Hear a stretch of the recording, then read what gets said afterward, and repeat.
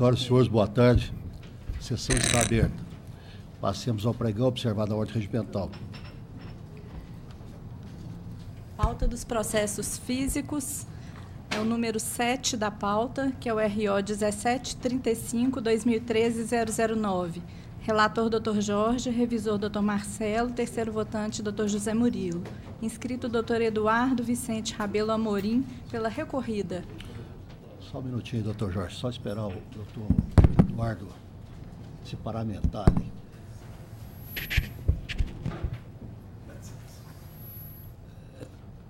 Desembargador Jorge, a conclusão, por favor. Eu estou dando parcial provimento ao recurso da reclamada, estou limitando as horas extras, além da sexta diária, porque eu estou entendendo caracterizado os turnos ininterruptos de revisamento ao período de 1º de fevereiro de 2012 até a dispensa, ocorrida em maio de 2012. E estou excluindo da condenação pagamento adicional de periculosidade e seus reflexos. Invertidos os ônus periciais, de hora arbitrada em R$1.000, a serem pagos na forma da resolução 66/2010 do Conselho Superior da Justiça do Trabalho. Estou reduzindo o valor da condenação para 30 mil, com proporcional redução de custos. Essa é a minha conclusão. Ok, é isso mesmo? Senhor presidente, eu poderia... Senhor presidente, demais comisões agrárias, turma, senhor procurador, senhora secretária, prezados colegas. Com relação ao adicional de periculosidade, nós entendemos que a perícia ela foi muito criteriosa em demonstrar que a atividade desenvolvida pela recorrida, no caso aqui, era em área efetivamente de risco. Ela trabalhava no pátio onde as aeronaves eram abastecidas. E ela tinha como função acompanhar não só os passageiros, mas também a bagagem que era colocada nos porões dos aviões. E isso dentro do limite inferior a 15 metros que trata a legislação. Então, isso espera, respeitando a posição do ilustre relator, que essa egrégia turma mantenha a respeitável decisão, uma vez que calcada num laudo bem elaborado e que constatou efetivamente a realidade fática. Espero. Doutor Marcelo? Acompanho o relator. Eu peço ver também da sustentação e acompanho o relator para entender que, no caso, ela não estava mesmo inserida nessa área de risco, a devida vênia. Então, a decisão unânime nos termos do voto do relator. Boa tarde. Os demais processos da pauta física, não há sustentação e ficam decididos na forma dos votos já registrados eletronicamente. Ok? Passemos para os processos eletrônicos da primeira sala. Primeira sala da relatoria do desembargador José Murilo de Moraes, segundo votante, Dr. Gessé, terceiro votante, Dr. Jorge. Há duas sustentações orais à distância que serão realizadas pelo mesmo advogado em Juiz de Fora, primeiro no processo 10.933-23-2017, Dr. Guilherme Nogueira Santos, pela reclamada recorrente 10.933.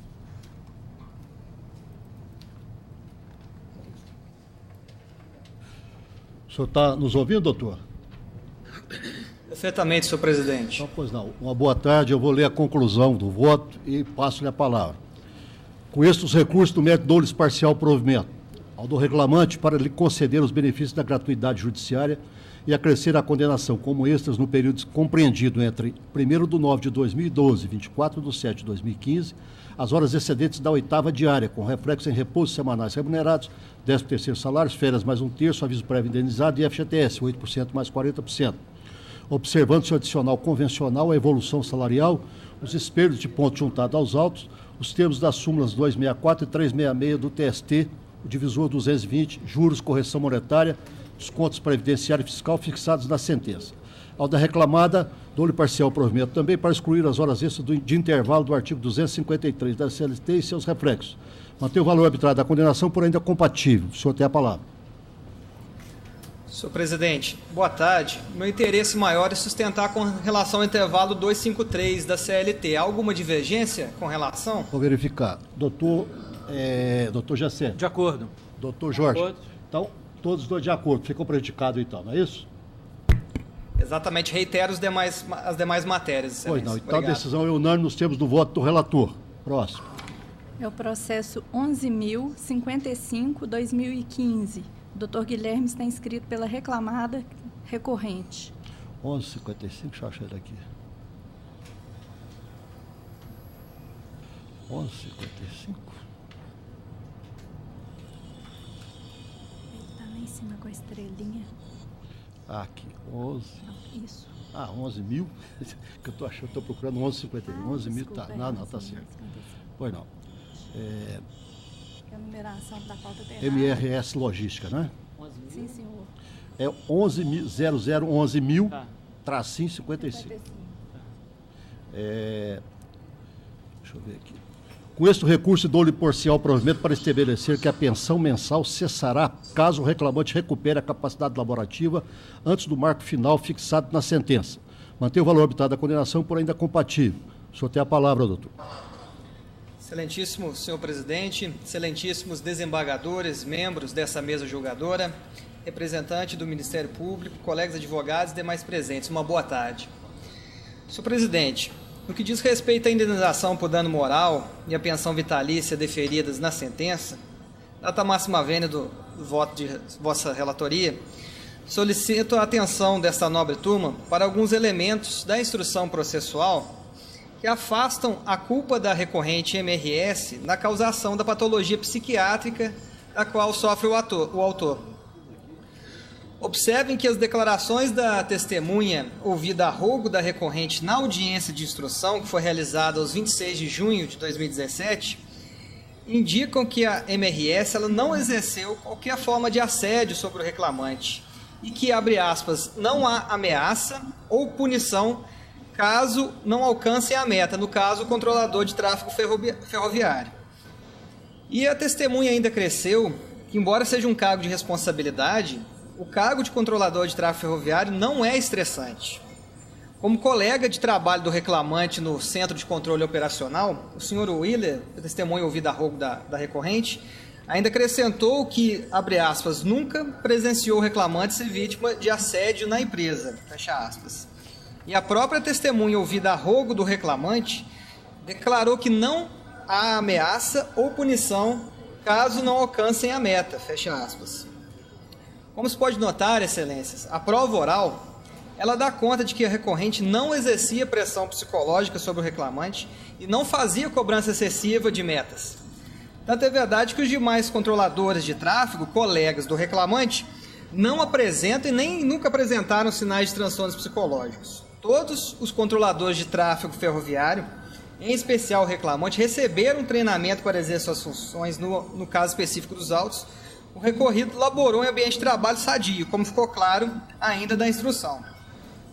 O fato de a função do controlador de tráfego ferroviário exigir atenção constante, como fundamentou a sentença, não é um elemento data máxima vênia, não é um elemento indicador de assédio ou da culpa da reclamada. Atenção constante é o que se espera de qualquer exercício de profissão, tanto mais no caso do controlador, que tem treinamento especial para tanto.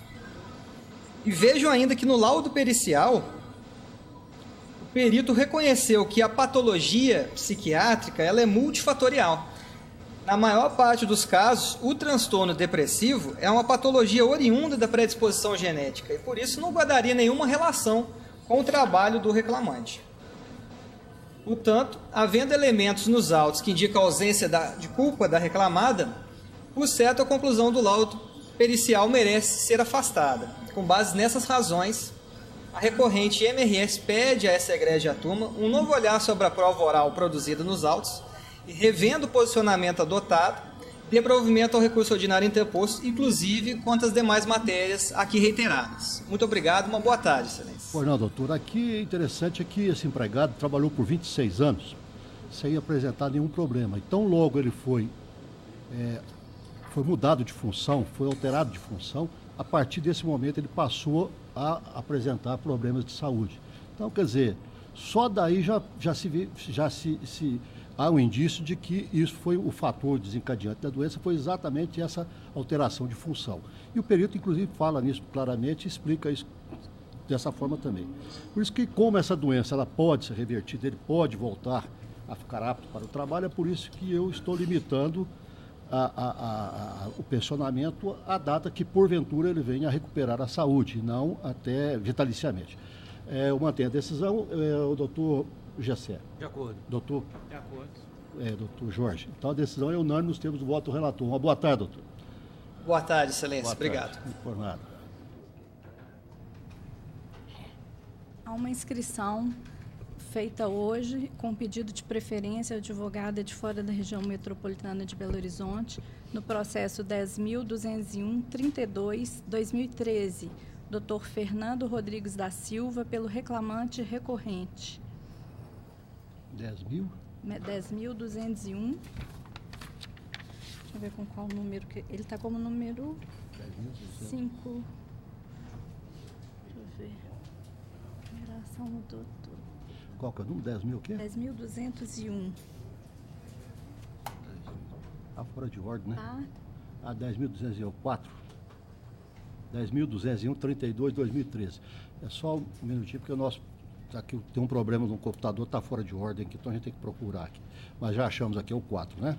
Banco Santander, né? Isso, vamos ver. Deixa eu ver aqui. Banco Santander Brasil, João Vianney. Muito bem. Eu até recebi memorial. Deixa eu ver aqui.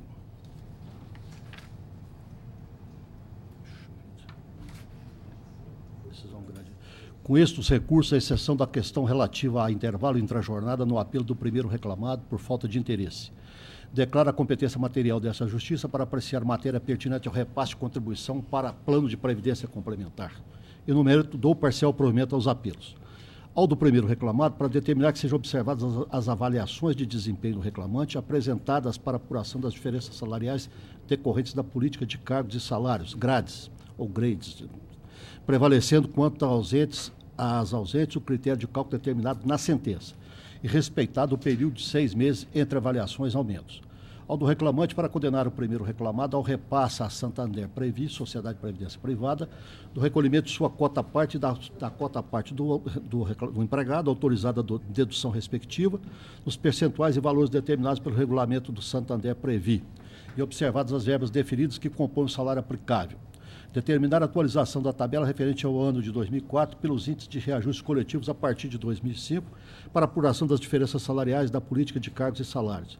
Fixar quanto às diferenças devidas a título do sistema de remuneração variável, que caso em um mês não tenha como ser calculada, deverá ser considerado o valor médio apurado correspondente a 1/5 do que é devido, tendo direito o reclamante aos outros 4/5 do valor devido. Mantém o valor arbitrário da condenação por ainda compatível. O senhor tem a palavra. Excelência, senhor presidente, a pessoa da qual cumprimento os demais integrantes da mesa e os presentes, uma boa tarde. Excelência, com relação ao período de 12 até 12 de 2009, foi feita a denúncia e foi confirmado pelo preposto que o reclamante era submetido ao controle de jornada. No entanto, neste período, o réu não trouxe os cartões de ponto aos autos.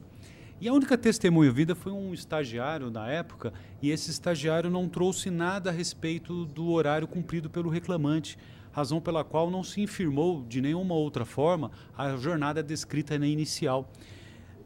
Nós estamos requerendo no recurso, no caso aqui, a aplicação do entendimento consolidado pelo Conselho TST da súmula 338, ou seja, que prevaleça a jornada da inicial nesse período, que a denúncia da jornada cumprida por ele não foi infirmada de nenhuma outra forma. E o réu, tendo a obrigação de juntar os controles de ponto, não o trouxe, não fez juntar aos autos. Razão pela qual a gente pede a ampliação da condenação, mas a que seja reconhecida a jornada da inicial, justamente por não haver o juntada dos controles. No mesmo sentido, com relação à jornada, do período posterior a 12 de 2009, o juiz sentenciante ele reconheceu a imprestabilidade dos controles de ponto, uma vez que a prova dos autos foi uníssona no sentido de haver trabalho fora ponto, inclusive no horário de intervalo para refeição. No entanto, a jornada fixada pelo juiz sentenciante, ela destoa dos próprios depoimentos das testemunhas. Pede vênia aqui foram ouvidas 2 testemunhas sobre esse período em relação à jornada. A testemunha do reclamante, ela apenas disse que quando chegava o reclamante já estava trabalhando, quando ia embora ele permanecia, nada limitando a jornada. No entanto, trouxe que no horário de intervalo sempre era interrompido, sempre tinha que fazer algum tipo de atividade, e ele fazia justamente a refeição dentro da agência. Lá do outro, a testemunha do réu, ela trouxe que, quando chegava na agência, muitas vezes o reclamante já estava trabalhando, sendo que ela declinou que o horário de entrada dela era às 8h30 da manhã. E, nos dias de maior movimento, a depoente precisava permanecer até mais tarde, assim como o reclamante, até aproximadamente 19h30, 20 horas.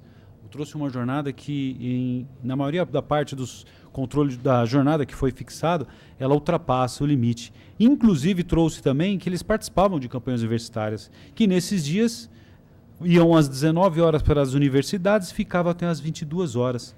O que demonstra que, além da imprestabilidade, a jornada cumprida pelo autor ela é muito mais elástica do que aquela fixada pela R-sentença.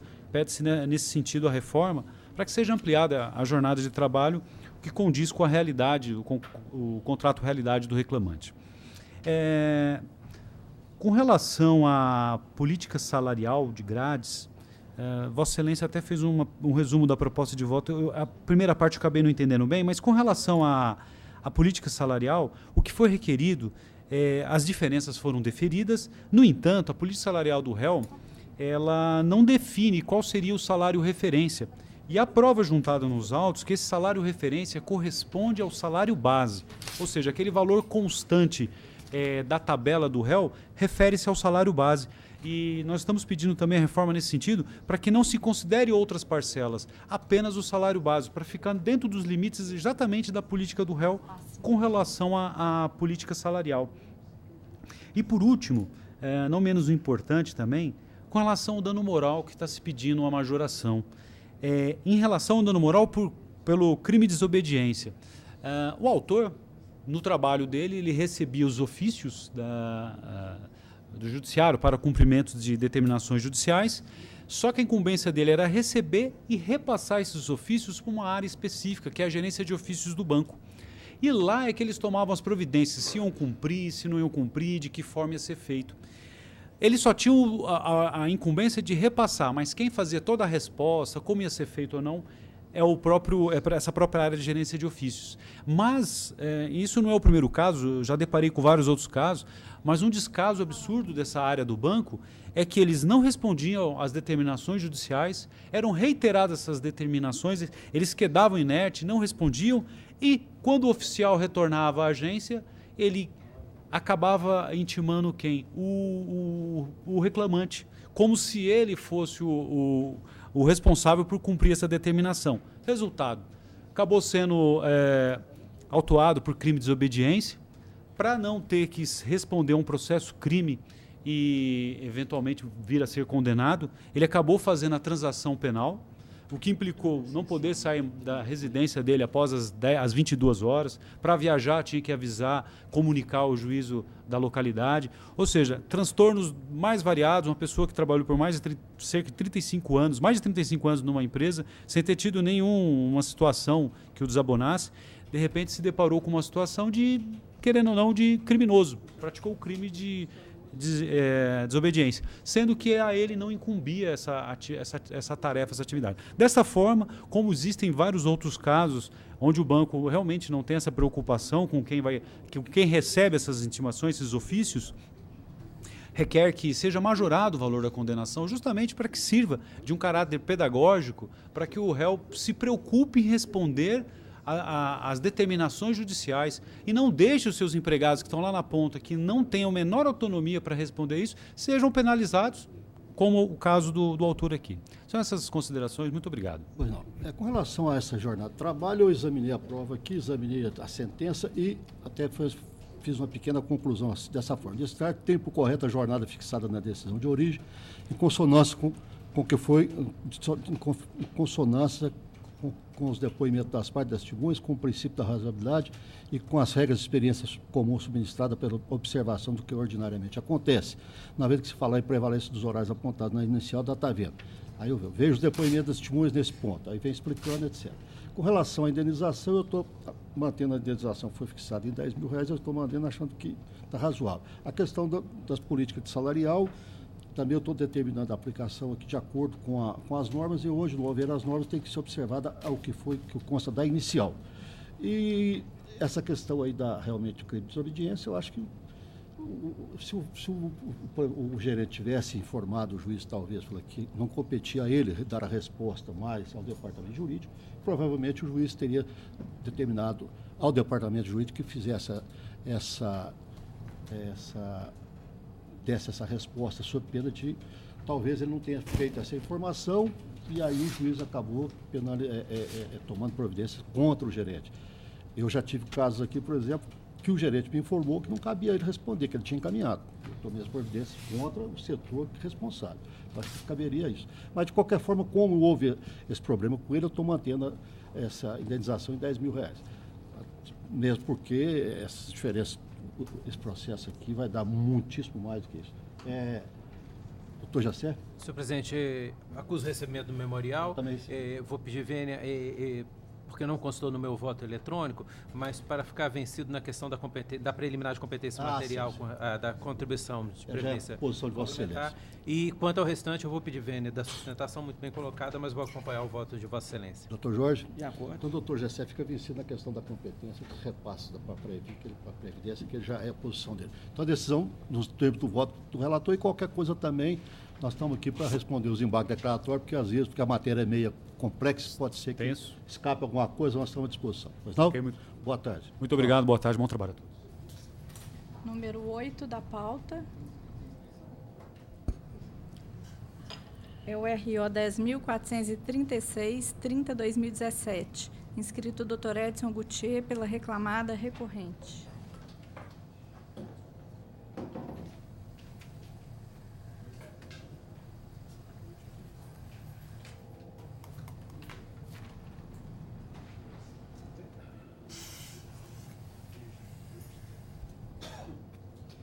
É só questão aqui de acidente do trabalho, estabilidade. Eu estou conhecendo o recurso e negando-lhe provimento. O senhor tem a palavra, doutor Edson? Esse é o da Malha, excelência? Da Malha Metal, estabilidade provisória. Bueno, obrigado.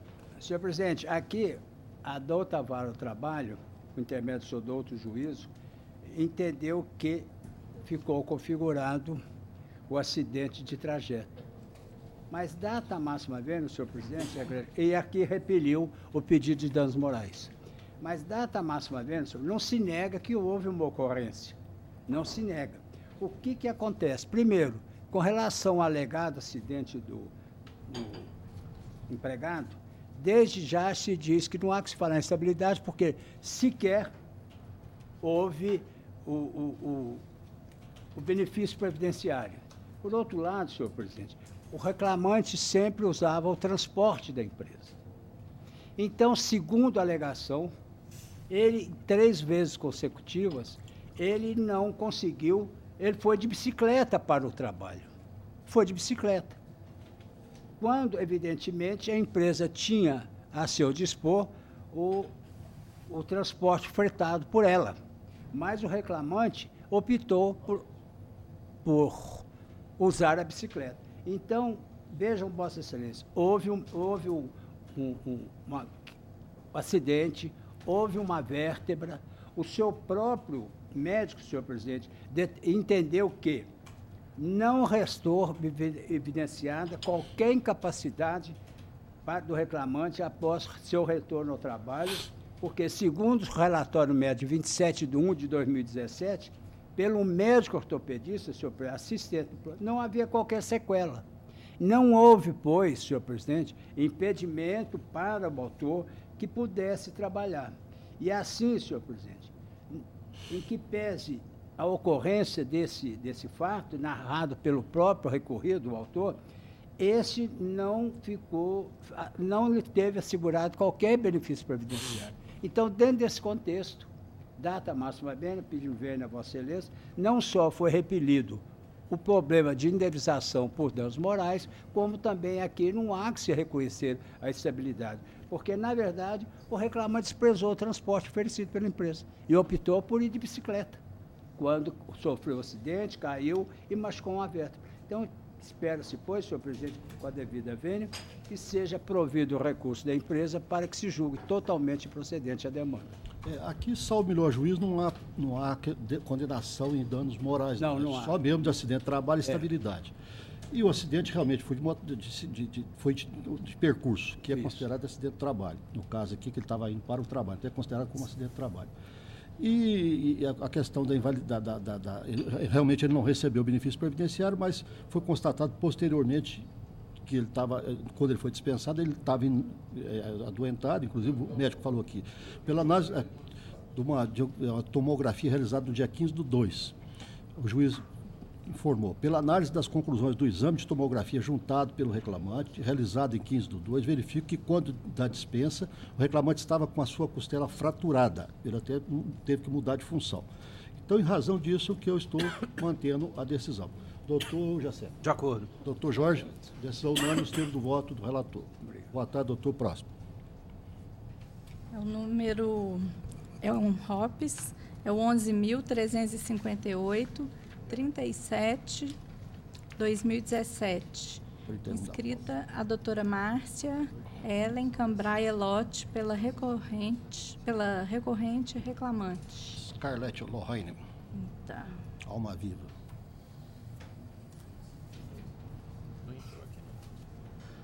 Ela está por quê? Não pode ter importância.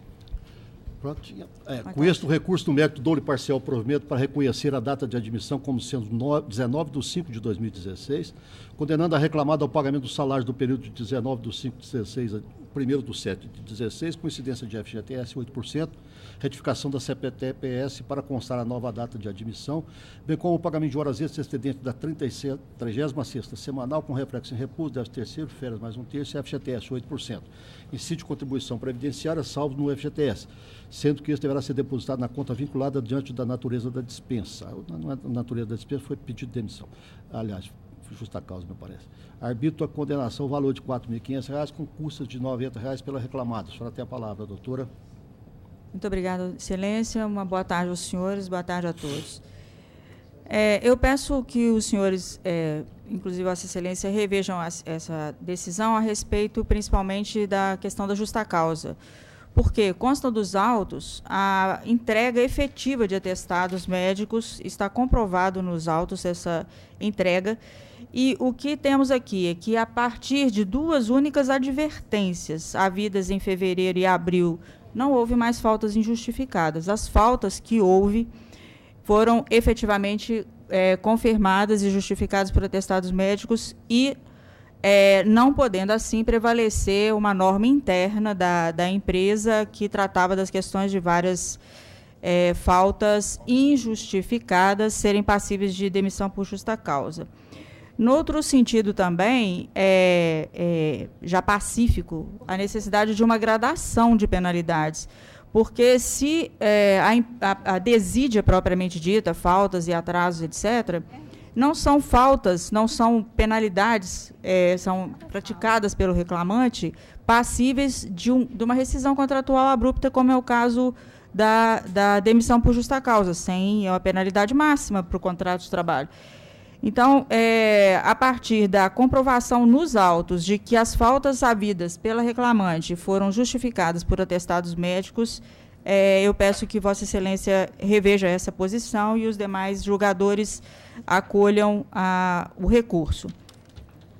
No mesmo sentido, também peço que a multa pelo artigo 477, claro, seja revisto, porque a entrega da documentação e o próprio pagamento na rescisão é um ato complexo, e isso já é uma questão pacificada nos tribunais, inclusive no TST, e na própria jurisprudência de modo geral, tanto que a reforma, a gente tem que considerar o que seja viável e válido nessa reforma, ela trata no artigo 477, parágrafo 6º, de um ato complexo, sendo a entrega dos documentos e os pagamentos feitos a um tempo só. Então, nesses 2 aspectos, eu peço que Vossas Excelências revejam a posição, inclusive o senhor, Excelência relator, e nos demais pontos seja acompanhado o voto do relator. Muito obrigada.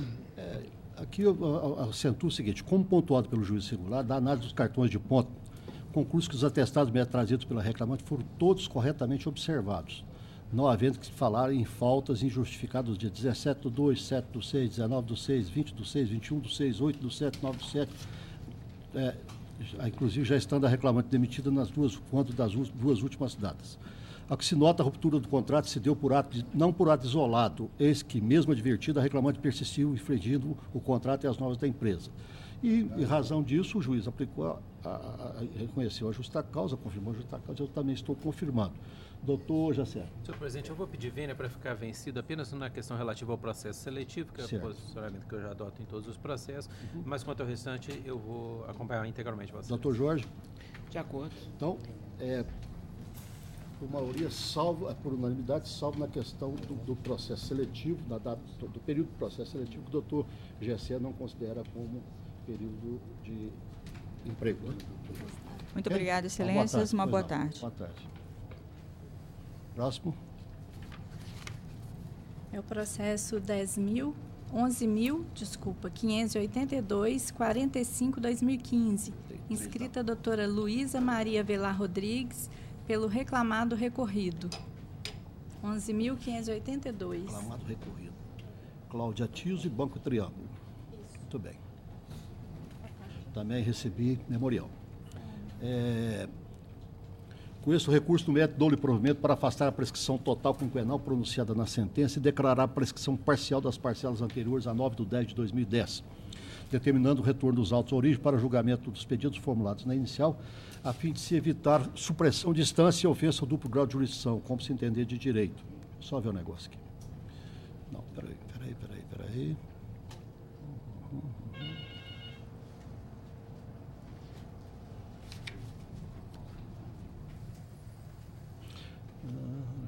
Declaração da prescrição. Isso mesmo. Então, eu estou afastando a prescrição, entendendo que esse caso aqui não se aplica a prescrição total, prescrição parcial, e estou devolvendo os autos à origem para julgamento do restante do mérito, como se entender de direito. Só tem a palavra. Tá, excelência, só para eu minimizar minha questão da sustentação oral, eu gostaria de saber se os demais acompanharam quanto ao retorno para a primeira instância. Vamos ver aqui, doutor. De acordo. Está de acordo, doutor Jorge, também estão de acordo. Então, eu vou me ater à questão da prescrição, né, em que pese a cumprimentar a turma, né, todos presentes, os colegas aqui presentes, pedir vênia e que reveja o posicionamento de Vossa Excelência para manter a sentença de primeira instância, a sentença ACO, que acolheu a prescrição com base no artigo 11 da CLT, vê se conforme a alegação da inicial, a gente reitera que não é a alegação da defesa, né, a suposta pré-contratação ocorreu em 2003, no ato da contratação. Após isso, não houve alteração nenhuma do contrato, segundo a alegação da inicial. E, por isso mesmo, seria o caso de se manter a questão da prescrição, de acolhimento da prescrição total do direito do autor, vez que, uma vez estabeleceu os efeitos da contratação, da suposta pré-contratação das horas extras, não há que se falar 10 anos, mais de 10 anos depois, né, que ela que poderia ser discutida no processo. A situação já teria se estabelecido, não poderia ser reformada tanto tempo depois. E é isso que a gente sustenta e pede para rever o posicionamento.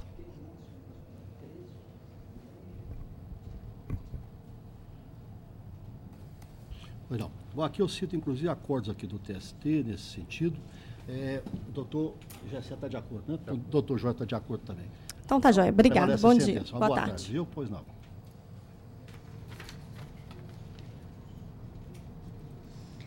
Agora o número é o RO 10.203, 46, 2017. Inscrito Dr. Reini Suxberger Soares. 10.203. Fala por quê? Valdic Vital, CRBSSA. Está inscrito pela reclamada recorrente. Pois não. Com esse recurso do mérito, dou-lhes parcial provimento ao do reclamante para determinar a integração do auxílio alimentação no salário, com reflexo em 10º salários, férias mais 1/3, horas extras, aviso prévio e FGTS mais 40%, durante todo o período imprescrito. Ao da reclamada, para excluir os reflexos do salário in natura caixa de cerveja nos repousos, manter o valor arbitrário da condenação, por ainda incompatível. Só tem a palavra. Excelentíssimo senhor presidente, desembargador, pessoa na qual cumprimento aos demais colegas de turma, eu venho aqui sustentar quanto à questão do PAT. A Ambev, como todos já sabem, como foi demonstrado, ela é devidamente inscrita no Programa de Auxílio e Alimentação ao Trabalhador e, inclusive, foi juntada aos autos a tal documentação. Portanto, não há que se falar em integração de tal valor às demais verbas salariais. Sim. Deixa eu ver aqui.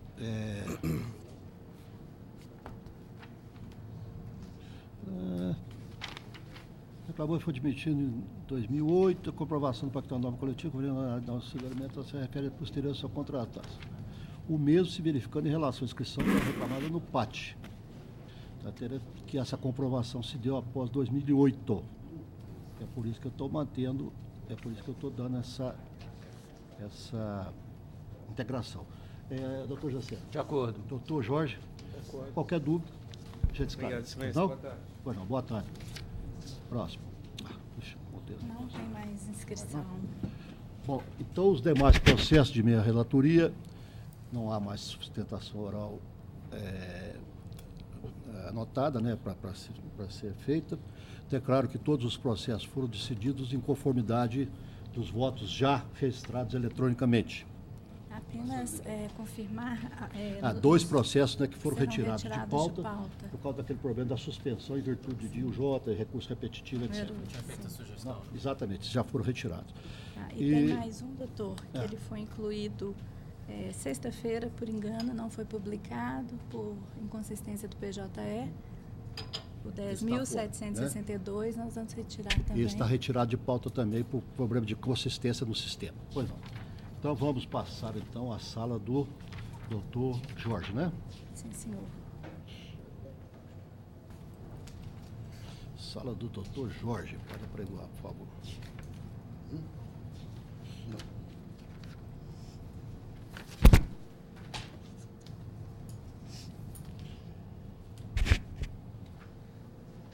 Nos processos da relatoria do Dr. Jorge, em que atuam como segundo votante Dr. Marcelo e terceiro votante Dr. José Murilo, o primeiro é o número 3 da pauta, que é o AP 10.076-28-2017, inscrito Dr. Tiago Luiz Coelho, da Rocha Muse, pelo exequente, que é o agravante.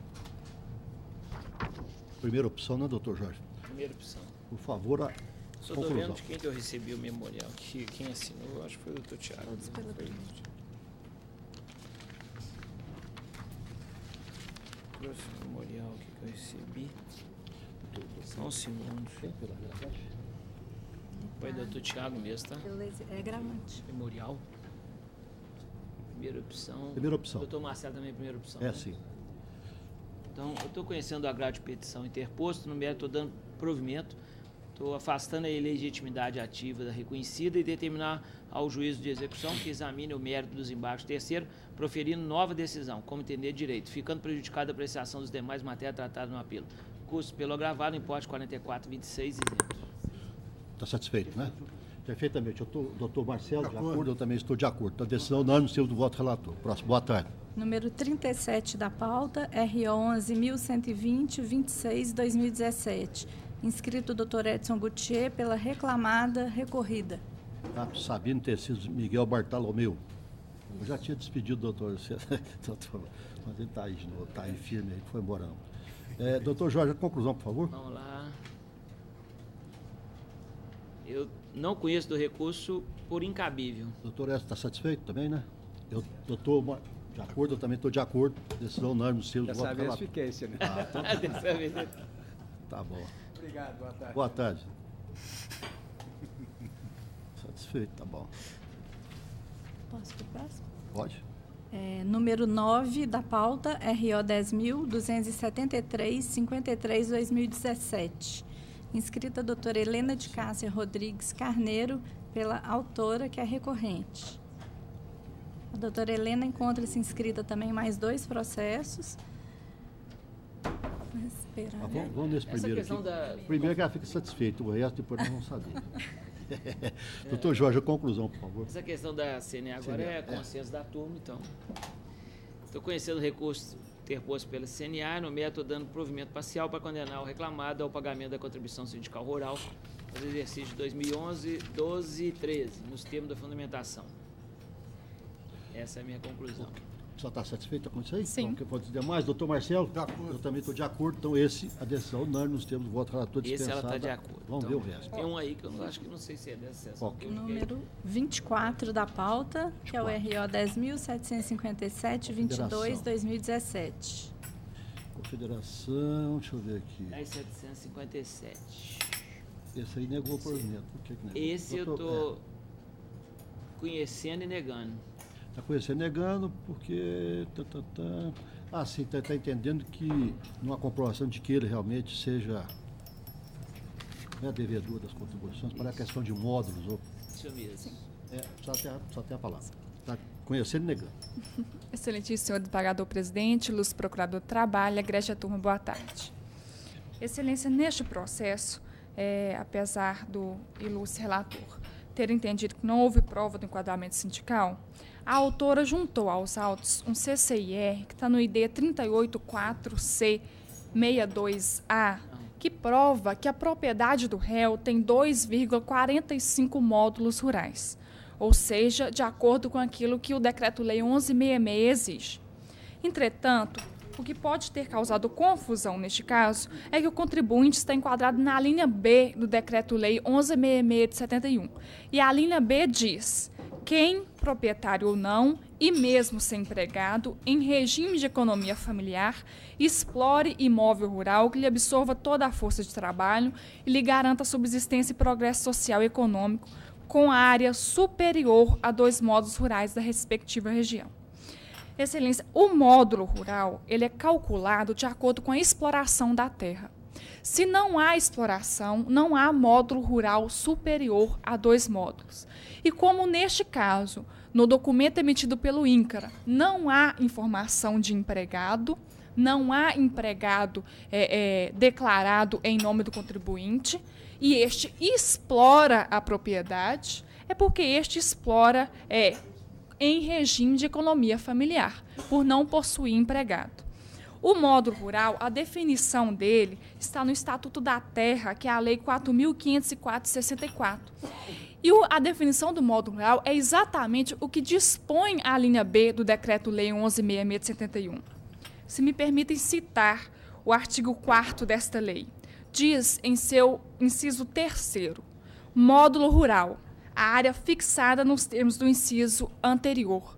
E o inciso anterior, que é o inciso 2º, diz: propriedade familiar, o imóvel rural que, direto e pessoalmente explorado pelo agricultor e sua família, lhes absorva toda a força de trabalho, garantindo-lhes a subsistência e progresso social e econômico, com a área máxima fixada para cada região e tipo de exploração, e, eventualmente, trabalho com a ajuda de terceiros. Vejo que a definição do módulo rural ela é praticamente sinônimo da linha B do Decreto-Lei 1166 de 71, como dito aqui. Então, por ter prova de ter a propriedade mais de 2 módulos, de não ter este empregado, ou seja, ele explora a propriedade, porque módulo rural é exploração da propriedade, ele explora a propriedade sem ter empregado, então explora em regime de economia familiar. Então, está assim, entende, a autora, comprovado o enquadramento sindical por ter este mais de 2 módulos rurais, está dentro da linha B do Decreto-Lei 1166. Então, o que se pede é o provimento. No caso aqui, o eminente relator... Aqui, se Deus quiser, ainda vai acabar essas coisas, igual acabou o imposto sindical, vai acabar essas coisas também. Mas a questão, assim, isso é propriedade produtiva. Porque ele está considerado como propriedade improdutiva, segundo o certificado de cadastro de imóvel rural. Querem pegar, putz. Então, ele está considerando, pelo certificado de cadastro de imóvel rural, está constando de que essa propriedade é uma propriedade improdutiva. Então, em razão disso, é que ele está entendendo que, como a Confederação não fez prova contrária a esse cadastro de que seria improdutivo, está entendendo, então, que não seria devido. O módulo rural é a prova contrária, Excelência. A Confederação devia lutar para acabar. É porque a propriedade improdutiva, de acordo com o INCRA, tem até uma lei que explica essa questão da propriedade improdutiva, não quer dizer que ela não há produtividade, quer dizer que ela não atingiu o índice que o INCRA exige, mas há produtividade. Tá, de qualquer forma, aí a senhora pode entrar com o embarque do Dr. Jorge. Qualquer coisa é recurso. Esclarece, então. Pode explicar para nós o que é que nós vamos saber. Bom, o próximo qualquer? Próximo tem mais outro, não tem? 12 da pauta, que é o RO 10 1395-66-2017. 12, a Confederação e o Lázaro. Otávio, deixa eu ver. 10. Dr. Jorge, a conclusão. 395. Conclusão. Rejeitando a preliminar de deserção no mero não é provimento. Também, mesma coisa.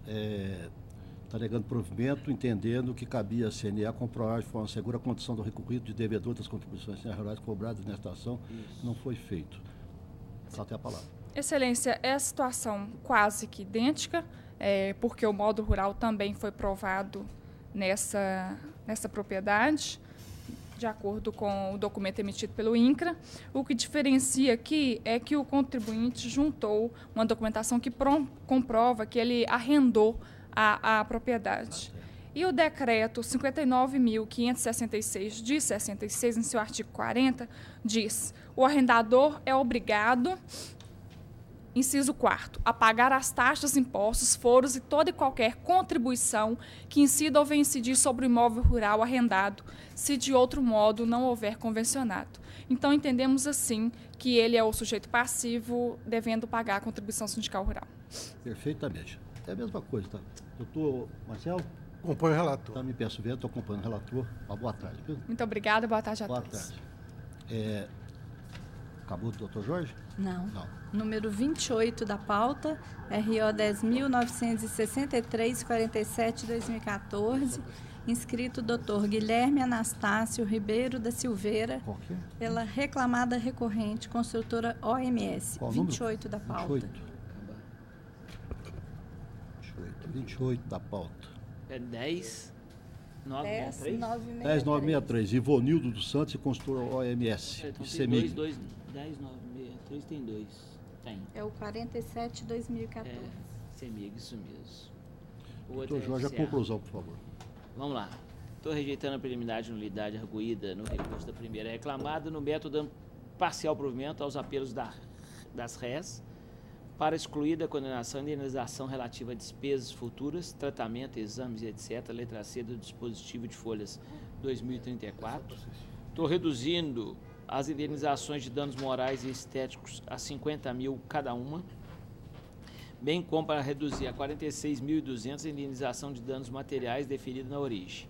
As indenizações aqui fixadas deverão ser atualizadas na forma da súmula 439 TST, a contar da data da publicação do presente decisão. Estou provendo ainda o apelo do autor para excluir a autorização de dedução que constou da decisão integrativa de folhas 2095. Estou reduzindo o valor da condenação para R$150 mil, recalculando as custas processuais em R$3.000 mantidas pelas RES. Eventual discussão sobre devolução de valores, regulariza maior, deverá ser formulada pela parte interessada perante o juízo próprio. É a minha conclusão.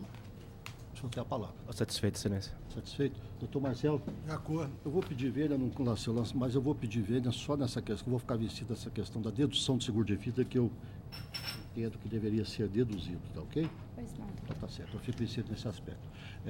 Obrigado. Então, a decisão é por maioria, grande maioria, mas eu fico vencido nessa questão da dedução do seguro. O resto está tudo. Obrigado. Prevaleceu o voto do relator. Próximo. Número 60 da pauta é o RO 12.236-54/2016. Encontra-se inscrito o Dr. Bruno Rodrigues Carvalho de Aquino pela recorrente reclamada Lafayette. De compra de imóveis. Bom, doutor Jorge, né?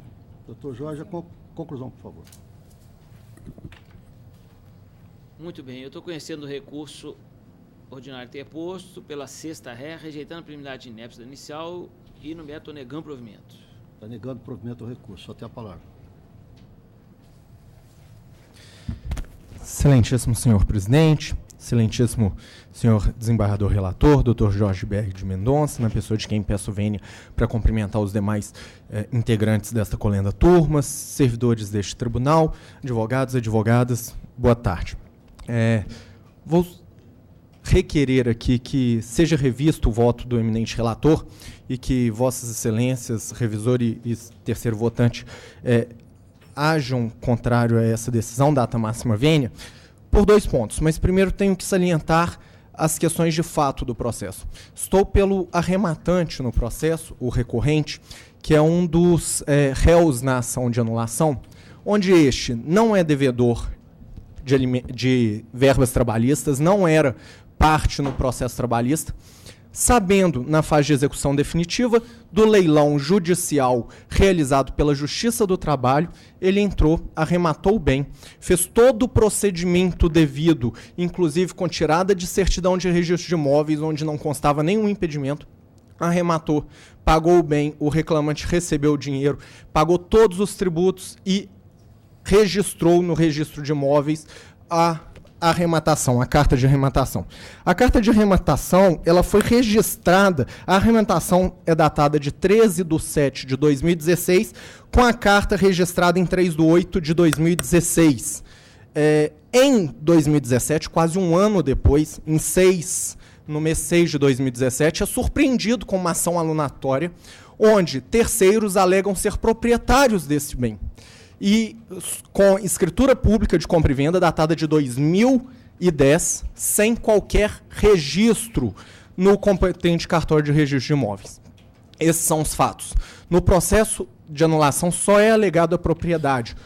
Em momento nenhum se alega posse, até mesmo porque o bem estava abandonado. É um terreno que não tem posse no imóvel, onde eles adquiriram por escritura de compra e venda em 2010 e até 2017 não fizeram nada. Foram tomar ciência que o imóvel tinha sido penhorado pela Justiça do Trabalho, levado a leilão, arrematado por terceiro de boa-fé, pago. Um ano depois da arrematação registrada em cartório, eles vêm alegar a anulação da arrematação, alegando a propriedade com base na escritura de compra e venda. Esses são os fatos. Se presumir que o comprador, lá em 2010, está de boa fé também, temos um comprador que arrematou um bem em leilão da Justiça do Trabalho, registrou, cumpriu tudo, pagou ITBI, pagou todos os tributos e um ano depois tem seu bem tomado, saindo no prejuízo, porque o reclamante já recebeu e já saiu. O reclamado da ação, com toda certeza, não terá condição de pagar, até porque foi por isso que perdeu os seus bens na ação trabalhista. Então, terceiro de boa-fé que vem e cumpre todos os requisitos legais, perde seu imóvel por um outro que comprou em 2010, não deu a função social da propriedade, porque o imóvel ficou vazio até 2017, quando ele então descobre que o imóvel tinha sido arrematado. Os fatos são esses. Quanto à questão de direito, não se discute aqui a aplicação da súmula 84 do STJ. Ao contrário, pede-se que ela seja aplicada com a intenção da qual foi gerada. A súmula 84 do STJ veio para revogar a súmula 621 do STJ, que falava que não enseja embargos de terceiro a penhora, a promessa de compra e venda não inscrita no registro de imóveis. A intenção, antigamente, sequer, se você não tinha o registro de imóveis, sequer era conhecido os embargos de terceiro.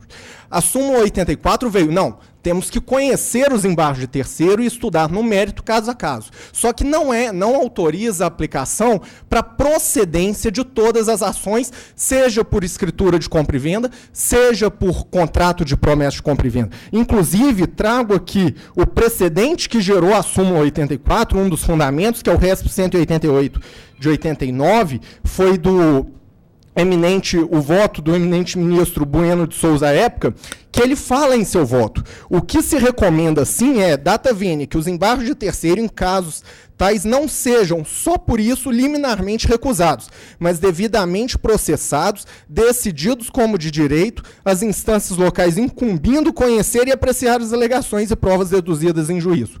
Então, a súmula 84 veio, vamos conhecer dos embargos de terceiro e, nesse caso, vamos conhecer da ação anulatória. Mas, no mérito, tem que apreciar. Eu tenho um terceiro de boa-fé, que vem cumprindo um leilão da própria Justiça do Trabalho, onde o bem não tinha qualquer impedimento. Ele arremata, paga e 1 ano depois, registrado em cartório de registro de imóveis, ele venha perder esse bem e ficar a Deus dará. Isso vai contra, inclusive, a efetividade da execução trabalhista. Porque quem amanhã vai querer comprar um bem em leilão na Justiça do Trabalho, sendo que daqui 1 ano, 2 anos, ele pode perder esse bem, porque alguém que deixou de cumprir requisito legal de propriedade, que é o registro no cartório de imóveis, vem e fala, sou proprietário. Pois bem, essa turma, salvo o entendimento adotado neste momento pelo eminente ministro, o desembargador relator, já se posicionou a esse respeito. E eu trago 2 julgados dessa turma. O primeiro, o agravo de petição 02311-2012-140, onde o relatora, a doutora desembargadora Rosimeire Oliveira Pires, e o revisor, o desembargador Dr. Jorge Berg de Mendonça, onde... Peço vênia para ler. Embargo de terceiro, falta de inscrição no registro de imóveis do contrato de compra e venda, validade da penhora. Diante da ausência de inscrição no contrato de compra e venda de imóveis no registro imobiliário, ainda que celebrado antes da propositura da reclamação trabalhista, não se pode considerar o respectivo documento como apto a comprovar a propriedade do bem, pelo que subsiste a penhora sobre o respectivo imóvel, inteligência dos artigos 1227 e 1245, caput e parágrafo 1º, ambos do Código Civil. No voto, ela deixa claro a aplicação da súmula 84. Peço vênia para ler. É certo que a súmula 84 do STJ firmou o entendimento de que é possível a oposição dos embargos de terceiro com supedâneo em posse advinda do compromisso de compra e venda do imóvel, ainda que sem registro. Tal não implica, contudo, que a transferência do domínio ocorra sem o competente registro junto ao cartório imobiliário. Neste sentido, o que se referia à súmula permite a discussão a respeito da posse do promissário comprador pelos embargos de terceiro. Ou seja, se ele viesse com a ação anulatória, além de alegar que tem escritura pública, falar que ele tem a posse, que poderia, por exemplo, usucapir, talvez eu entenderia que o proprietário que adquiriu em leilão, arrematou o bem, registrou, perdesse. Mas não tem a posse, só alega propriedade. E propriedade ele não tem. O Código Civil, artigo 1227, fala que os direitos reais sobre imóveis constituídos ou transmitidos por ato entre vivos só se adquirem com registro no cartório de registros de imóveis do referido título. E o 1245 transfere-se entre vivos a propriedade mediante o registro do título translativo do registro de imóvel, enquanto não registrar o título translativo, o alienante continua a ser havido como dono. Ou seja, não houve registro. O dono era o reclamado, que teve seu bem penhorado, foi arrematado por terceiro de boa-fé, registrado, então é esse que é proprietário. Finalizando, presidente, só cito um outro acórdão, também desta turma, o agravo de petição 01677-2014-140, publicado em 17/8/2015, relator, juiz convocado, Dr. Carlos Roberto, onde teve como terceiro votante o eminente relator, Dr. Jorge Berg. Embargo de terceiro, nulidade da penhora e arrematação, ausência de comprovação efetiva da propriedade do bem imóvel arrematado. Como já decidido por esta outra sexta turma, quando o exame dos embargos de terceiros opostos pelo marido da embargante, processo 022311-2012-140, não realizado o registro da escritura pública de compra e venda do imóvel, ainda que lavrada antes da propositura da reclamação trabalhista, não se pode considerar o respectivo documento apto a comprovar a propriedade efetiva do bem, pelo que subsistem os atos expropriatórios sobre o respectivo imóvel, inteligência dos artigos 1227 e 1245, caput, parágrafo 1º do Código Civil. Ressalta-se que a questão sob exame não depende da declaração de fraude à execução ou da boa-fé da embargante, mas cinge-se à ausência de comprovação efetiva da propriedade do bem. É idêntico ao caso aqui julgado. Não há propriedade porque não há registro, e imóvel só se constitui propriedade com registro no respectivo cartório de registro de imóveis. Não há sequer alegação de posse nos autos. Nesse sentido, peço que o recurso seja provido com a revisão do julgado data vênia do eminente desembargador relator, doutor Jorge Berg de Mendonça. Boa tarde. Pois não, boa tarde. Não, só um minutinho, eu vou pedir vista do processo. Vou pedir vista e fica adiado para a próxima sessão. A nossa próxima sessão não será terça, será na outra... Dia 12. Dia 12. Mas fica adiado para a próxima sessão com vista para mim, ok? Obrigado, presidente. Obrigado, excelências. Boa tarde. Vamos prosseguir. Agora, no número 39 da pauta, o doutor Evandro Braga Araújo Júnior está presente apenas para assistir ao julgamento, que é o 11.148/70/2017. 11.148?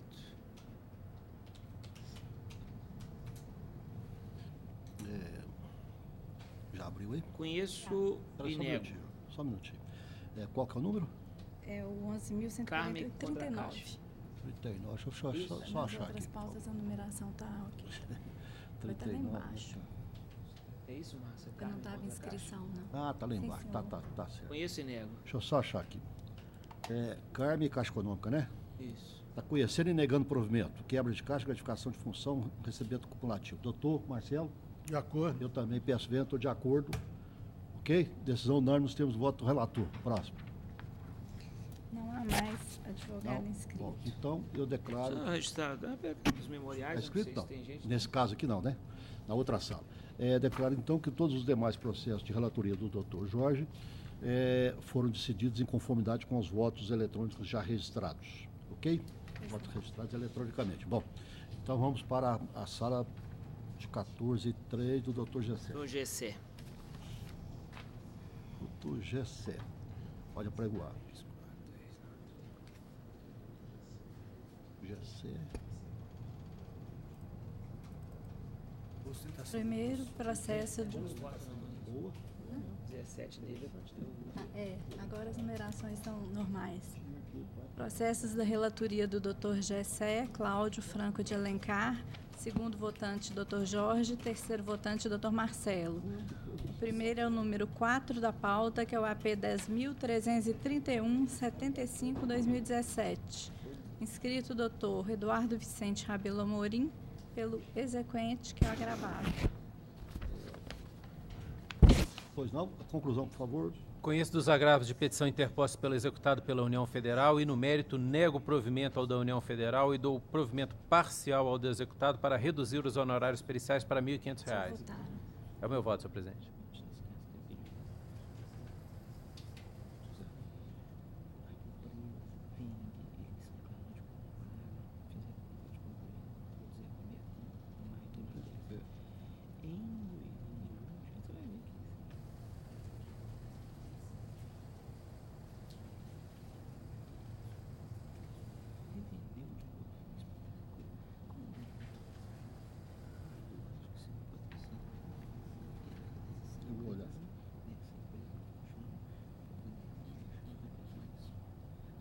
Entendi. Bom, já tem a conclusão, o senhor tem a palavra? Poderia aguardar. Aguardar? Pois não. Doutor Marcos, quem que é o segundo? Sou o terceiro. Doutor Jorge, né? Doutor Jorge é o segundo. Doutor Jorge é o segundo. De acordo. De acordo, doutor Marcelo. De acordo. Então, decisão unânime nos termos do voto relator. Próximo. Número 23 da pauta, R11.274/13/2016. Inscrito Dr. Gustavo Alexandre Arigoni, pela reclamada recorrida Transpanorama. Pode aguardar, senhor.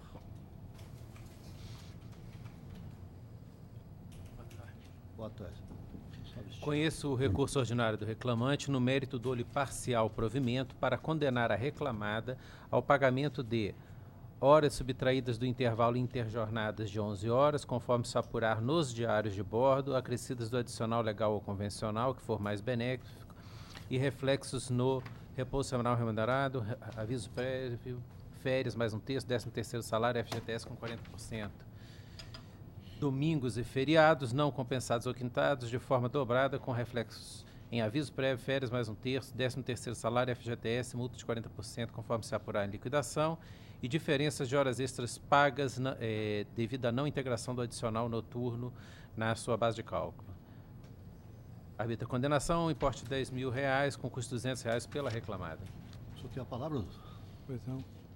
Excelências, data vênia, a recorrida ousa discordar e pede vênia para que seja retificado o voto, uma vez que, ao que parece, não foi levado em consideração que o recorrente, no caso, ele trabalhava em dupla. E nessa condição dele trabalhando em dupla, né, no que diz respeito ao intervalo interjornada, ao contrário, né, da legislação comum, não há aquela necessidade de 11 horas, né, de intervalo entre uma jornada e outra, né, mas tão somente de 6 horas, o que ficou mais do que comprovado, inclusive o próprio recorrente confessou, né, que trabalhava em dupla, né, sendo que essa jornada dele intervalar era limitada a 6 horas, né, era limitada até 6 horas. Então, no caso, por não se enquadrar, né, na legislação comum, mas sim sendo aplicado o disposto no 235E, parágrafo 7º da CLT, posteriormente com vigência pela Lei 13.103, que é do motorista, né, o intervalo deles, por trabalhar em dupla, eram de 6 horas. Desta feita, ficou mais do que comprovado por todos a documentação juntada, né, nos autos, mais do que comprovado e como muito bem destacado na sentença de mérito, inexistir qualquer hora extra, intervalo, né? O juiz de primeira instância foi cirúrgico ao analisar a documentação, né, constatando pela documentação, né, em especial os diários de bordo, que não existiam, né, completamente. Quanto aos domingos e feriados, as raríssimas vezes em que ocorreram, estão comprovadas as folgas concedidas, né, e as horas extras também inexistentes, seja pela confissão do próprio recorrente, que assumiu que que os diários são fidedignos, né, e ele não fez qualquer contraprova em sentido contrário, seja porque ele não pediu qualquer tipo de perícia grafotécnica. Ele, na verdade, ele confirmou, né, que realmente os diários foram fidedignamente anotados por ele. Dessa feita, né, pelo quadro probatório, pela documentação, principalmente por esses diários, a recorrida entende inexistir, né, como assim o entendeu o doutor juiz de primeira instância, qualquer hora extra a ser deferida, adicional noturno, também nas poucas vezes e nos momentos em que ele fez, consta o pagamento, inclusive foi destacado aqui nas contrarrazões até a rúbrica, né, que é a 0292, justamente referente ao adicional noturno, a incorporação dele com reflexos normalmente. Desta feita, pede vênia a recorrida para que a sentença de mérito seja mantida, via de consequência, né, seja revisto o voto, assim como dos demais integrantes da turma, agradecendo desde já. Pois não. Senhor presidente, eu vou pedir vênia, entendendo que o dispositivo invocado é posterior, a redação que é invocada é posterior ao contrato de trabalho do reclamante, portanto não pode ser invocada para excluir o que está sendo deferido. E no que diz respeito às demais parcelas, elas estão sendo deferidas exatamente com base, eu também confirmo a regularidade dos documentos apresentados, a veracidade dos documentos, e estou deferindo diferenças com base nesses mesmos documentos. Eu vou pedir vênia para manter o voto como proposto. Pois não, doutor Jorge? Estou de acordo. Doutor Marcelo? De acordo. De acordo. Próximo. Boa tarde. Obrigado. Quem tem muito acidente na estrada mesmo? Foi 3 caras num caminhão, dirige 6. Número 22 da pauta é o RO 22, RO 11.273.06/2015, inscrito Dr. João Gontijo Ribeiro, pelo reclamante recorrido. Pelo reclamante recorrido. Pelo reclamante.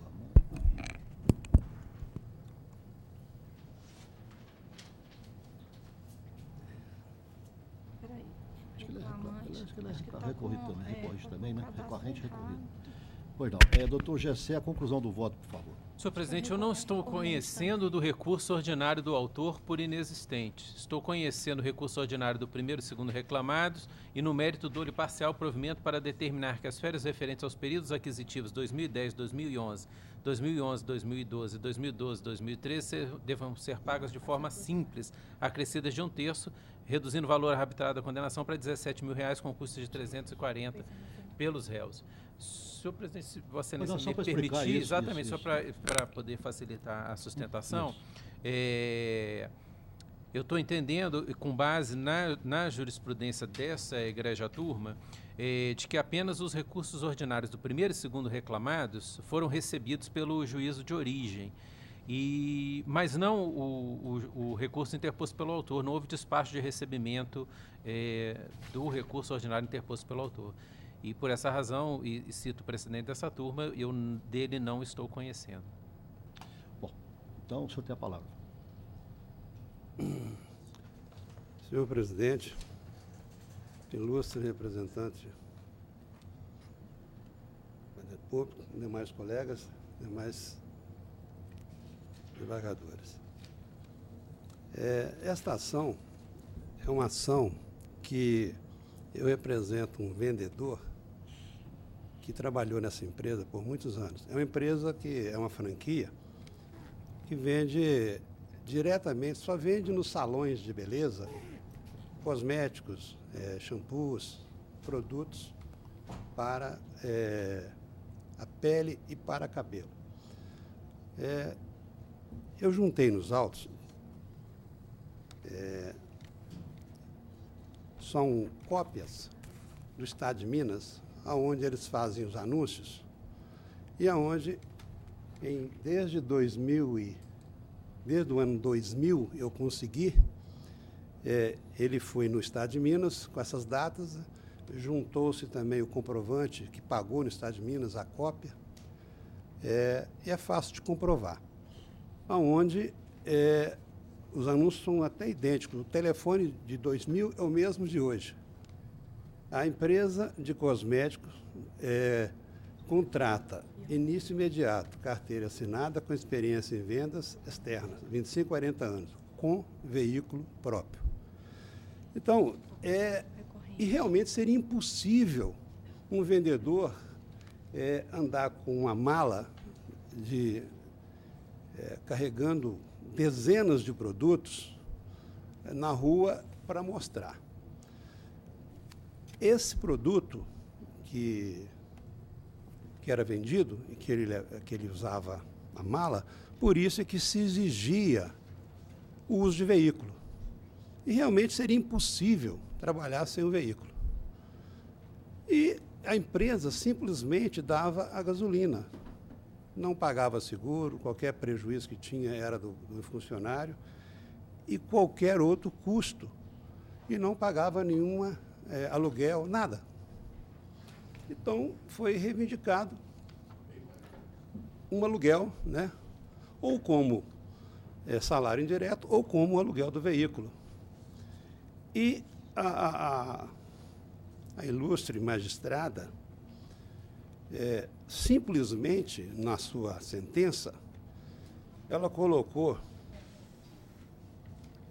o seguinte: a testemunha Leonardo Maciel da Silva confirmou a tese defensiva de que nem todos os vendedores utilizavam veículo particular no trabalho.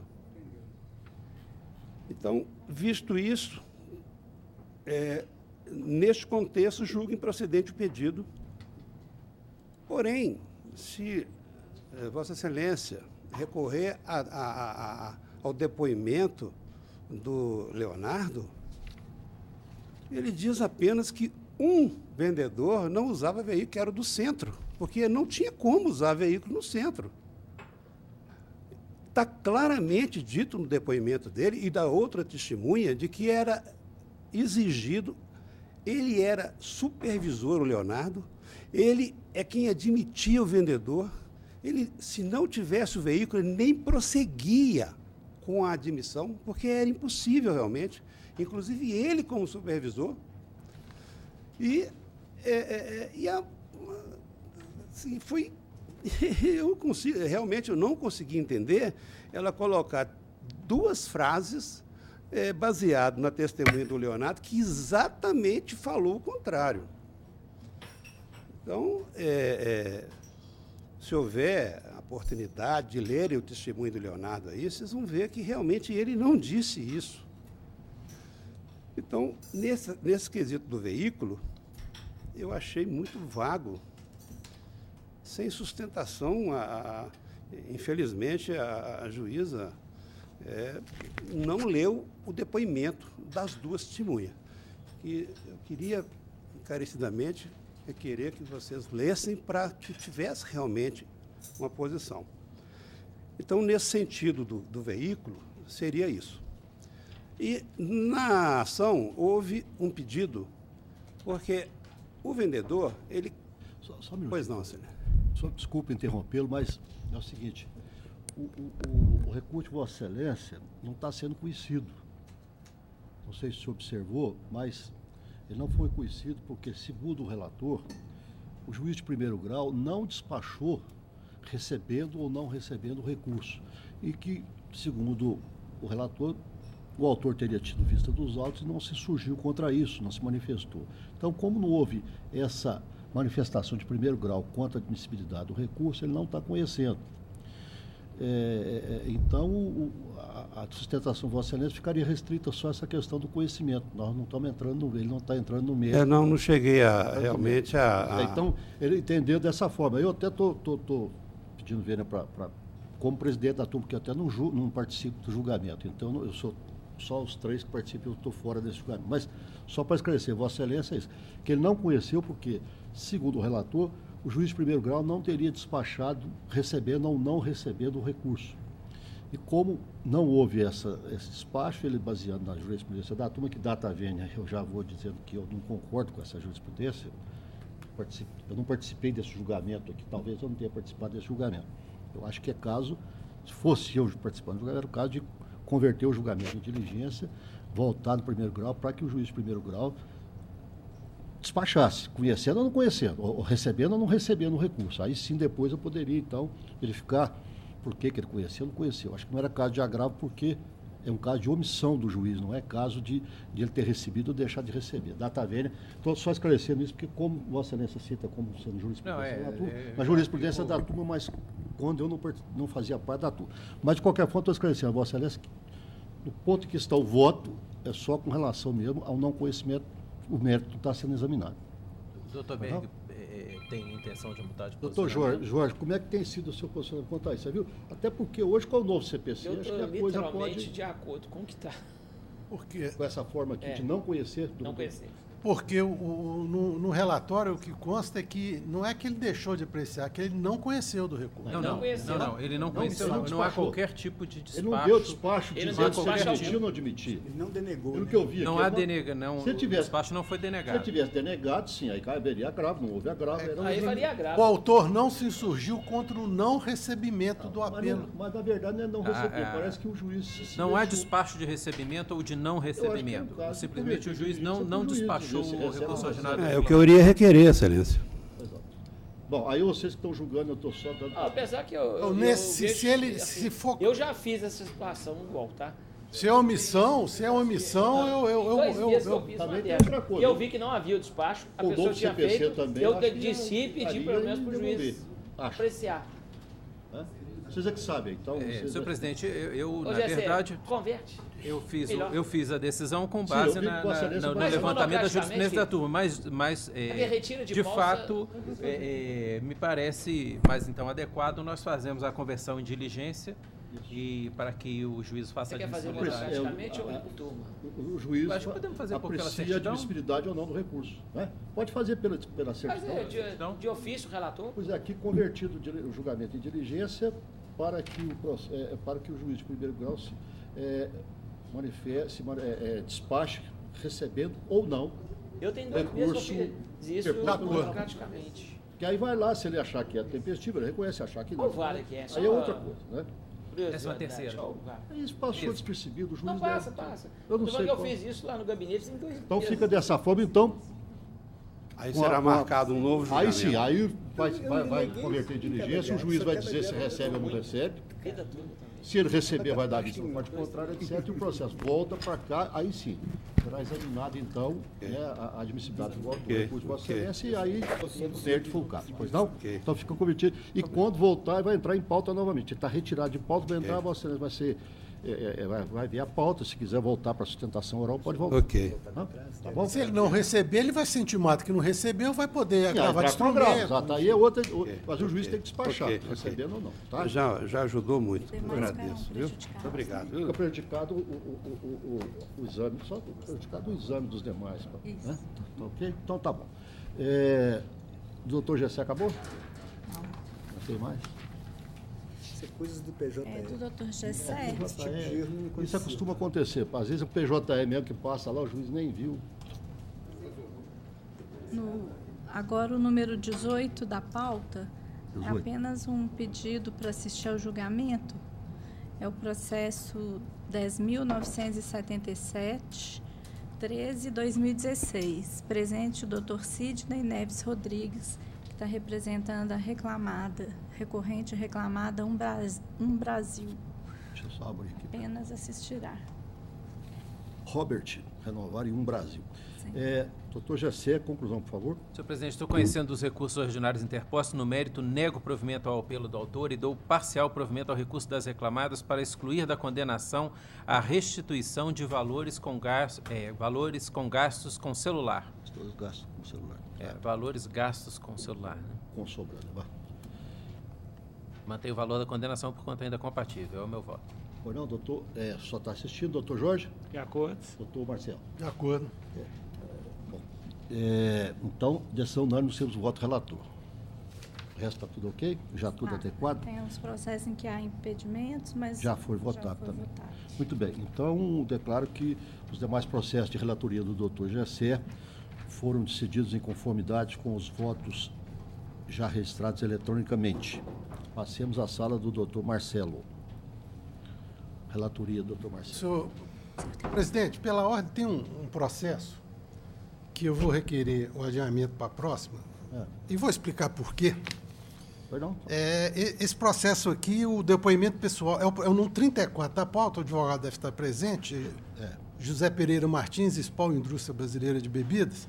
O depoimento pessoal do autor, ele foi colhido em 2 oportunidades, na audiência inaugural e na audiência de instrução e julgamento. Na audiência de instrução e julgamento foi colhido mediante videoconferência.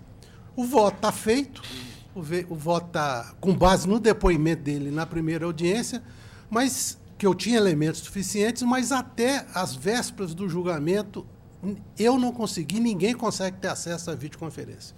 A informática falou que é um problema técnico, questão de excesso de zelo, eu não proferi um julgamento sem ter acesso a um documento que, apesar de não ser objeto de controvérsia, eu acho que são questões do PJE.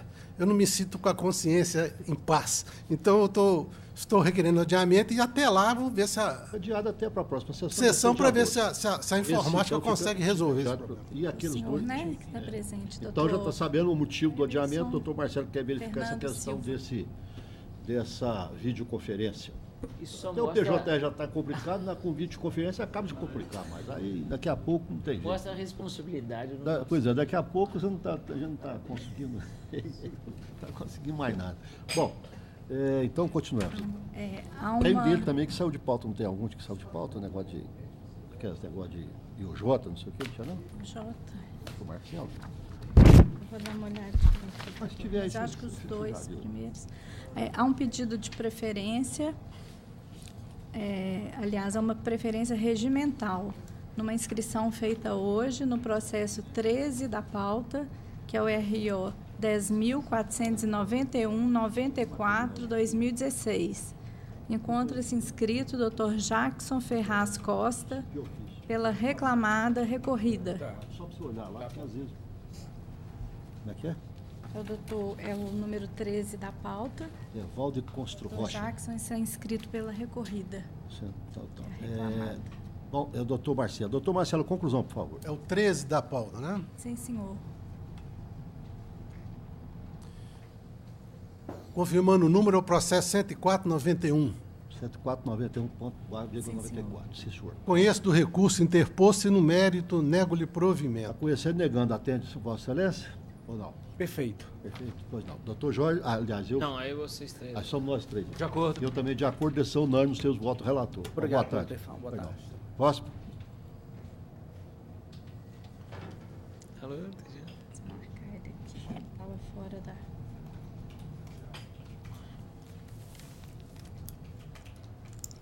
Número 24 da pauta. 24. É o RO 10.872-42-2016. Houve declaração de impedimento do Dr. Gessé. O segundo votante será Dr. José Murilho. O terceiro votante, Dr. Jorge Berg. Doutor Jorge, voto. Inscrita a doutora Fernanda Negri Faria pelo reclamante recorrente. Reclamante recorrente. Doutor Marcelo, a conclusão, por favor. Senhor presidente, eu conheço do recurso interposto e no mérito dou-lhe parcial provimento para reconhecer o vínculo de emprego com a primeira reclamada, determinando o retorno dos autos à origem para o julgamento dos demais pedidos formulados na inicial, como se entender de direito, evitando assim supressão de instância. Está atendendo Vossa Excelência por enquanto? Tá, sim, silêncio. Eu acho que eu vou ficar vencido, mas eu estou divergindo. Eu estou mantendo a sentença. Mas deixa o doutor Jorge chegar aqui para a gente ver como é que ele está votando, que eu acho que ele está acompanhando o relator. Sorte sua.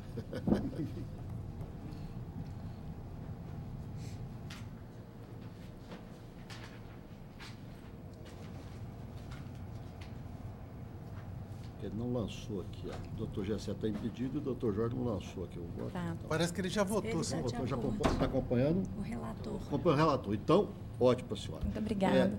Prevalece o voto do relator e eu fiquei vencido porque eu negava provimento ao recurso. Uhum, tá? obrigada, boa Então, tarde. muito bem. Próximo. Número 18 da pauta é o RO 10.738-38-2017. Inscrito o Dr. Felipe Augusto Comini da Gama Ferreira pelos reclamantes recorrentes. Maria da Silva Ferreira e outros. E Anglo Gold. Doutor Marcelo, a conclusão, por favor. Senhor presidente, eu conheço dos recursos interpostos no mérito. Eu nego provimento ao recurso dos autores e dou provimento ao recurso da reclamada para excluir da condenação o pagamento de indenização por danos morais, invertido os ônus sucumbenciais, custas pelos autores, no valor de R$ 16.866, calculada sobre o valor da causa de R$ 843.300, isentos ante a concessão do benefício da justiça gratuita. É minha proposta de voto. Não, estou entendendo que não há nexo causal. Nexo causal da morte conciliou as atividades laborais na empresa. Só tem a palavra, então. Excelentíssimo desembargador presidente, demais componentes dessa egrégia turma, ilustre relator. Inicialmente, peço que seja repensada a proposta de voto. Nesse caso concreto, conforme visto pela ilustre julgadora, o nexo causal, data vênia, ele pode ser visto de forma muito clara no sentido de que é incontroverso que o trabalhador era cometido pela silicose. Temos a declaração médica constante do ID 3AE19EC, no qual consta de forma clara, é o Centro de Referência Especializado em Pneumologia, Fundação Hospitalar Nossa Senhora de Lourdes, nesse caso do Madre Teresa, constando de forma clara que Joaquim Ferreira da Silva, 77 anos, é portador de silicose pulmonar de pequenas opacidades. fazendo controle clínico, radiológico, funcional, no centro de referência e pneumologia dessa cidade, apresentando estabilidade clínica, radiológica, funcional, com uso contínuo da medicação prescrita, vide receita atual, para o controle da doença. Essa declaração médica ela é datada de 2013, sendo que o óbito foi em 2016. Então, esse é um elemento crucial nos autos, comprovando que ele tinha silicose. Sabe-se até hoje que a ciência, a medicina, não encontrou uma cura para a silicose, que é uma doença progressiva, uma doença incurável, que pode se, inclusive, manifestar anos após a extinção do contrato de trabalho, e que, uma vez comprovado que o trabalhador era portador de silicose, independente de constar na certidão de óbito a causa da morte, mesmo porque as causas constantes na morte também não excluem a silicose, fica dessa forma comprovado o nexo causal mesmo como causa indireta da morte. Outros elementos há no processo que comprovam que ele era portador de silicose, em especial um acordo, porque embora a ação que ele ajuizou foi julgada improcedente, mas posterior a isso, inclusive foi reiterado isso tanto na inicial, quanto na impugnação, quanto no recurso, posterior a um acordo da mineradora no qual ele foi indenizado. Então, a mineradora mesmo reconheceu, né, porque ela não indenizaria um trabalhador que não fosse portador da silicose, após 17 anos de trabalho, 17, como diz a ilustre juíza de primeiro grau, peço vênia para ler trecho, a certidão de óbito carreada aos autos comprova que o trabalhador faleceu em 29 de 1 de 2016, em virtude de queixa neoplástica, carcinoma gástrico avançado. Embora a certidão de óbito não consta a silicose como a causa da morte, consta nos autos, laudos e receituários médicos comprovando que o decúbito sofria de silicose. Documentos, folhas 46, deve ser algum ID, e seguintes. Percebe-se que a documentação juntada, dentre elas, declaração médica afastando a doença e admissão à internação hospitalar, consta na maioria de 2013. Aí fala mais 3 parágrafos, depois conclui. Não resta dúvida de que a doença que acometeu o falecido era decorrência do trabalho, foi uma das causadoras de sua morte. Além disso, tal patologia, por certo, limitou sua convivência com a família, gerando dor e sofrimento aos autores, situação que foi agravada pela morte do trabalhador. Dessa forma, levando-se em conta a análise anterior, defiro o pedido de pagamento de indenização por danos morais e materiais. Então, consta laudos do Hospital Biocor, consta o acordo indenizatório, consta o prontuário médico, no qual tem várias internações com sintomas da silicose. Pede-se assim, seja repensada a proposta de voto colocada pelo relator, porque o nexo causal data vênia é aparente. Com relação ao lapso da extinção do contrato de trabalho e o óbito, isso não é obstáculo para que seja feita, seja reconhecido o nexo causal e seja determinada a indenização. Foi juntada em inicial notícia tanto do TST, no qual 32 anos após o óbito, mineradora foi condenada à morte de um ex-empregado pela silicose, e notícia também deste TRT, no qual foi estampada na capa do site do TRT, no sentido de que família de mineiro portador de silicose que morreu 33 anos após o diagnóstico será indenizada. Ela advém do processo 11.508/2013-091-035. Só a conclusão dessa notícia na página do TRT no seguinte sentido: no voto, os julgadores lembraram que a atividade de mineração ocasiona silicose, doença permanente e progressiva, e que provoca na vítima incapacidade para o trabalho, invalidez, suscetibilidade à contração de outras doenças, etc. No caso, o falecido que teve que conviver com as consequências do agravamento paulatino da doença por 33 anos, sofrimento assistido e vivenciado pelos familiares dele. A decisão confirmou o entendimento que a doença poderia ter sido evitada mediante a adoção de medidas adequadas de proteção e saúde do trabalhador. Não há como negar a concausalidade da silicose para a fragilização da doença física e psíquica do empregado da ré e o consequente antecipação do seu falecimento, constou da decisão. Pede-se assim, seja provido o recurso dos reclamantes, ou caso assim não seja, que seja negado provimento a ambos os recursos, mantendo-se a sentença de primeiro grau. É o que se espera. Não, doutor Marcelo, alguma coisa? Não. Só você deve estar entendendo. Esclarecimento, é só esclarecimento. O autor, quando é em vida, recebeu uma indenização em face da doença de silicose.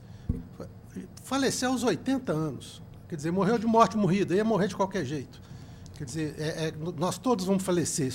E o atestado de óbito, que é o documento médico, demonstra que o falecimento foi devido a carcinoma, não tinha nada a ver com a silicose. E aqui nós estamos naquele dano ricochete. Agora, os filhos, a esposa, querem uma indenização por dano moral em decorrência do falecimento. O falecimento não foi por causa da... Eu estou mantendo o voto. Doutor José? De acordo. Eu também peço venda de sustentação e acompanho também integralmente. O voto, então, decisão unânime, nos termos do voto do relator. Próximo. Número 15 da pauta, RO 10.662, 51/2016. Inscrito o Dr. Tiago Lopes Brant, pela reclamada, que é recorrente. 15, Coteminas. Coteminas. Doutor Marcelo, conclusão, por favor. Senhor presidente, eu conheço dos recursos interpostos. No mérito, nego provimento ao da reclamante e dou parcial provimento ao da reclamada para excluir da condenação o pagamento de indenização por danos morais, reduz o valor da condenação para R$12.000. Em síntese, eu estou afastando o reconhecimento de assédio sexual da primeira instância. Pois não, só quer se manifestar? Alguma divergência? De acordo. Eu também estou de acordo. A decisão unânime nos termos do voto relator. Próximo. Obrigado. Boa tarde. Número 58 da pauta, é um ROPS 11.853, 30/2017. Inscrito o Dr. Marcelo Santoro Drummond, pela reclamada Avivar. Recorrente. Avivar também. Doutor Marcelo. Senhor presidente. Conclusão, por favor. Eu estou reconhecendo o recurso ordinário interposto pela reclamada e do recurso ordinário adesivo interposto pelo reclamante. No mérito, eu estou negando provimento a ambos e confirmando a sentença por seus jurídicos e próprios fundamentos. Posso adiantar, é uma justa causa, mas... Pois não, o senhor quer se manifestar? O senhor tem a palavra. Sentimos, senhor presidente, sentimos os senhores componentes dessa igreja turma. A questão aqui, de fato, ela se centra numa dispensa por justa causa, tendo em vista a falsificação de um atestado médico. Foi apresentado para a empresa um atestado médico aparentemente de 3 dias, mas com uma rasura, e a empresa foi verificar a razão dessa rasura e apurou-se que, na verdade, o atestado médico teria sido oferecido de 2 dias. Inclusive, consta dos autos uma declaração do médico que atendeu a reclamante de que o atestado era, de fato, de 2 dias e não de 3. Portanto, ainda que não tenha a reclamante entregue ela pessoalmente o atestado, na verdade foi um terceiro que entregou, inclusive foi testemunha da reclamante, o fato de ter havido a adulteração do atestado no entender da reclamada, motivo plausível para se romper a fidúcia do contrato de trabalho e se declarar a justa causa, a falta grave por ato de improbidade, na medida em que há aqui um ato reprovável, na qual obteve vantagem aqui o empregado, na medida em que ele adultera, não, talvez não ele de próprio punho, mas no seu interesse, adultera um documento passando de 2 dias para 3 dias. A adulteração foi reconhecida pelo juiz de primeiro grau. Ele reconheceu que o documento foi adulterado, reconheceu que o médico atestou que concedeu um atestado de 2 e não 3 dias, mas entendeu que há que se afastar a justa causa porque não há prova de que esse ato tenha sido praticado pela reclamante, na medida em que um terceiro testemunhou nos autos que, quando entregou o atestado era de 2 dias e não de 3. Não é crível que a empresa tenha, ela, né, internamente, alterado esse atestado, inclusive para se prejudicar, na medida em que coloca um dia a mais para o empregado não trabalhar. Isso não é crível. Data máxima vênia do voto do ilustre relator e da sentença, entende aqui que deve ser mantida a justa causa aplicada pela empresa e dado provimento ao recurso para reformar a sentença, julgando improcedente o pedido de reversão. Esse é o entendimento da reclamada, com o máximo de respeito ao voto do ilustre relator. Senhor presidente, só alguns esclarecimentos. Eu me decepcionei com a prova dos autos. Tem um autor da minha inspiração que diz: quando eu leio, eu me realizo. Pegando o processo, só ela que poderia ser beneficiada, mas a prova foi totalmente contrária a essa justa causa. Eu me explico por quê. A prova testemunhal diz o seguinte: a falsificação é grosseira, tá? Número 2 está o número 3, assim, primeira coisa. E a testemunha que entregou o documento falou assim: olha, eu entreguei o documento, não tinha rasura nenhuma. Mas não é só isso, não. O dia falsificado foi o terceiro dia, eram 3 dias. A empresa ela adota sistema de compensação banco de horas, de compensação de jornada. O terceiro dia, que é o dia que teria sido objeto de benefício da reclamante, ele está no contra-cheque como compensado. Era um dia que ela não trabalharia de qualquer forma. Então, ela não teria interesse em falsificar para um dia que ela não ia trabalhar, que ela estava isenta de comparecimento pela própria empresa. Então, a minha proposta é por causa desses 2 fundamentos.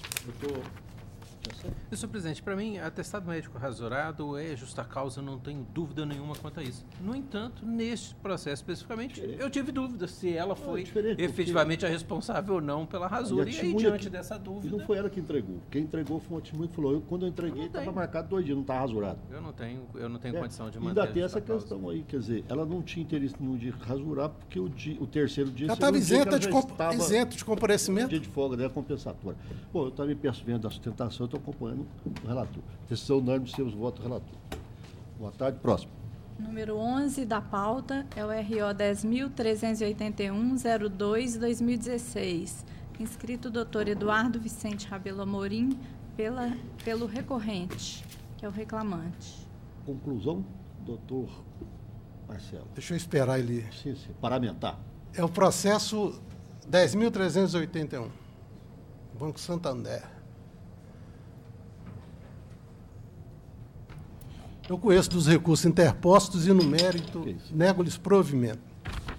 Conhece e nega provimento. O senhor tem a palavra, doutor? Senhor presidente, aquela questão recorrente do salário base, eu já conheço o entendimento da turma, eu vou declinar de manifestar. Doutor Gessé. De acordo. Eu também estou de acordo. A decisão unânime nos termos do voto do relator. Senhor presidente, só uma questão. O doutor Gessé e o Geraldo foram homenageados pela MAT na sexta-feira passada. Sim.